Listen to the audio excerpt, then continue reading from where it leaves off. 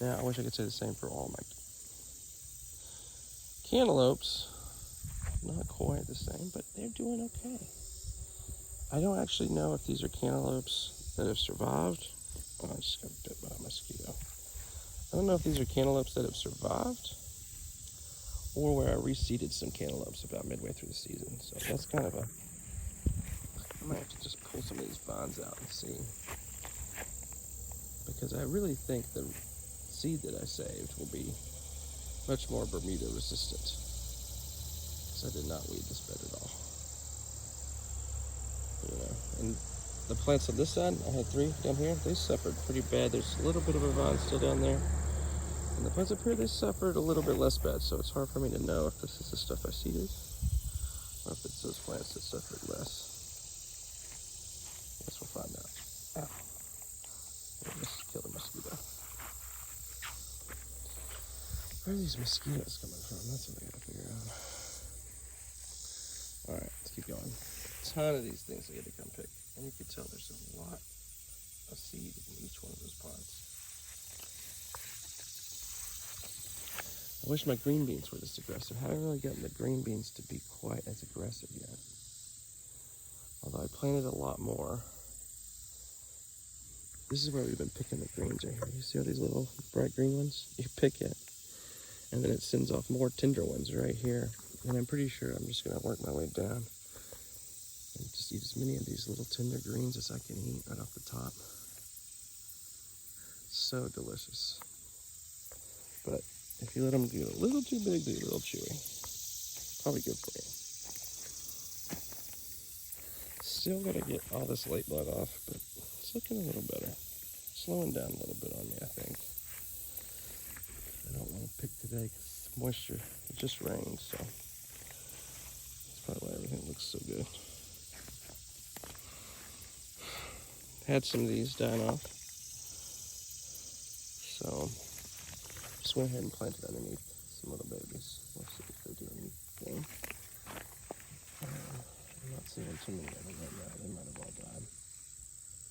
It's a tough life in this garden.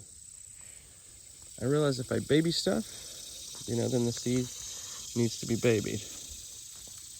Now we're talking. If I don't baby stuff, then the seed doesn't need to be babied.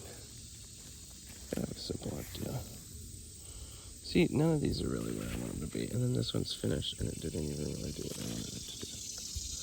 And that's just a crappy bean plant. Here we go. You see this thing kind of plumping up?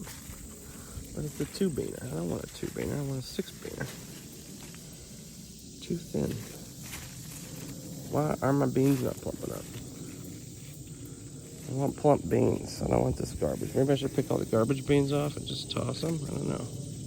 Does anybody know how to get your beans to plump up? It's probably just because my soil is crap.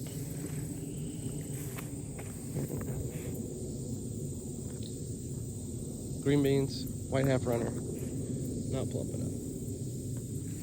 I got a better variety though for next year. White half runners, better seed. Another one of these fennels, always alive. Watch out for my phone. What is going on, folks?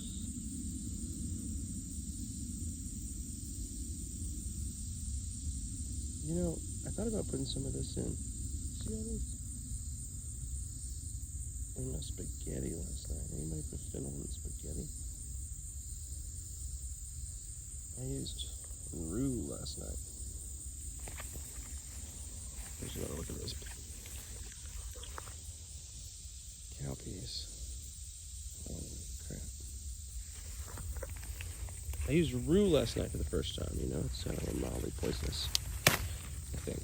Mildly poisonous herb. And it was so delicious. And the spaghetti sauce.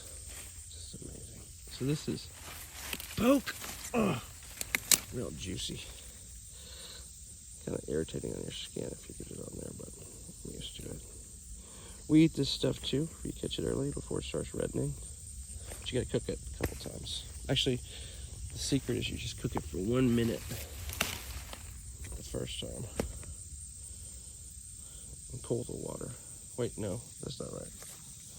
I'll have to look it up. You cook it for like 5 minutes the first time, and then pour the water out, and then cook it 1 more minute.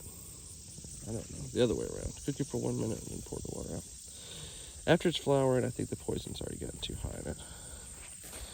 A delicious pot green if you catch it right at the beginning of the spring. If you know how to identify it. It's probably ready to go. Smells good. Yeah. Yeah, black-eyed peas, bro. Some watermelon hiding in there. We'll see. We'll see if they pop up. Just not going that way. You walk. New paths are created. You see a new path coming in right here. I mean, yeah, I've done some mowing, but it's almost like the paths build themselves. I forgot there's a giant coneflower under there. You see how close those are? Right there. That was not the spacing they recommended. So, something to think about. Everybody asks, how do you deal with weeds? Well, I just interplant. I plant more of my stuff until there aren't any weeds left. These were the heirlooms, and they are just ravaged. You know, we had a plant here, a plant here, a plant here, a plant here, a plant here. All had to be pulled from late blight. One survived out of 12 on this trellis. And that's a brandywine, but they were all brandywine. Brandywine got hit really hard, really fast.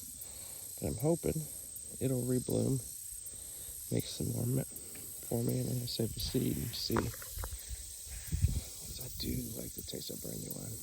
These were all pinks. I like pink tomatoes. This is a German pink. Mr. Stripey one. I think it's a German pink. Maybe this is it. Mr. Stripey. And then some cherry tomatoes. Doing a little better. But we've had to pick off every leaf down here from the late blight. You know, I was thinking about how you know when to pick late blight, and the way we do it is if 30% of the leaf is affected. So if it's all over it, even if it's not that much, call that 30%. This is definitely 30%.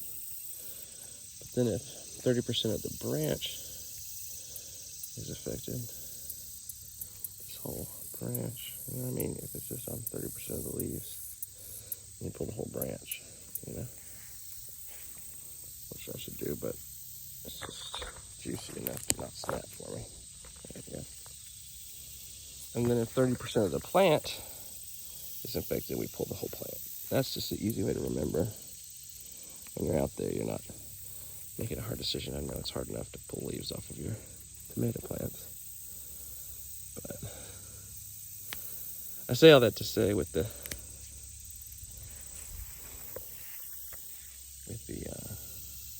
cherries are a little more loose. They can handle a little bit more blight. And then I'm not doing a lot of pruning in this one. I'm trying to breed for blight resistance here. But as you can see, not getting a lot of good results. Not yet, at least. What the heck is this thing? All these little buttercups.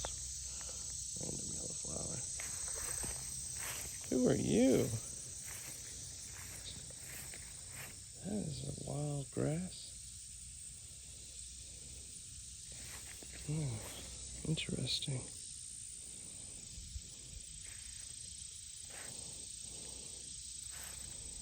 Gotta come get this yarrow seed. That's definitely on the short list. You can see it around the tops of those. There's some more yarrow right there. Just reblooming. Second bloom. And if I didn't get the other video posted, the yarrow is next to the tomato beds because the yarrow helps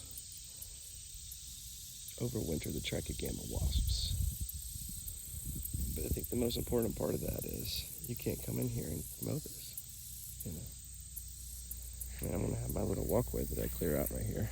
But where all these leaves pile up and make a little ugly mess, you know, the trichogama wasps lay their eggs. And trichogama wasps are the most important